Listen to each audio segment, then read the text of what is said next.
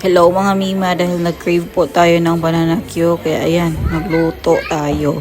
So hindi pa rin mag-crave dyan, hindi tayo marunong magluto, no?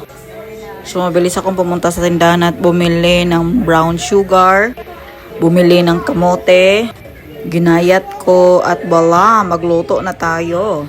Pasensyahan niya na yung aming kalderong, kalaha pala na maitim. Yan lang ang meron tayo.